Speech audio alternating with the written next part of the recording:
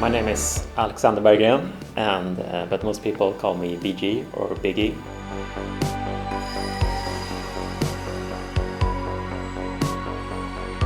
I'm the in-house graphics guy in charge of everything that's visual, I guess. It's been an experimental period, a lot of testing, feeling things out, trying new things in general, despite keeping to pixel art. In general, I would say it's been a long process in adjusting to going from a fantasy medieval setting where you can just do whatever you wanted, even if most of those things were caves and dungeons, but going to a most sort of present-like setting and whatever happens in real life, you know, like it's a lot of changing to like, why does this building look boring? Because it doesn't have signs of life. But on a technical aspect, it's been mostly that I changed from working in Photoshop to working in Sprite, and it's been a pure blessing, and I'm never going back.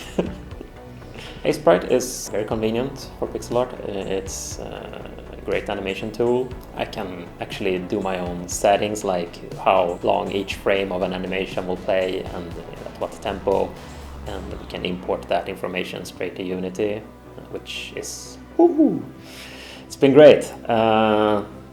So that's very convenient. It's also nice that it has very convenient color palette functions, so you can limit yourself and know what your tools are to use, basically. The graphical style kind of changed a lot during the early development, which has meant a lot of starting over in a lot of aspects. But one of the cool things we implemented was this light system, which uses flat colors, like a lookup table.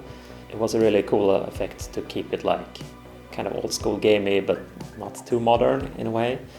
And it was really fun to mess around with, learn how to use the really early concepts of the game when it was something completely different. Then we used some high resolution art, and then we changed to pixel art when I jumped aboard full time.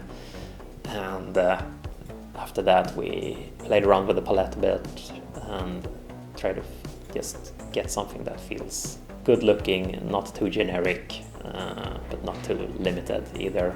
That's been a bit of a hassle, but I'd say an important one still to go through.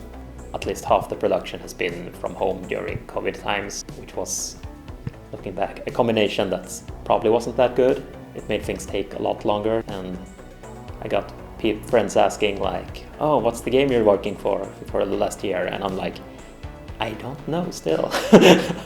Now I know, but for a long time it was like, wow, this might be a problem actually. But yeah, we seem to be wrapping up pretty good. So I do like animating living things, putting a bit of character and personality in slight movements, stuff like that. For this project, it has been a lot of like animating subtle things, which we didn't really have in the Alva games. There was a lot of like, hey, here's a running, here's a walk, and here's a jump.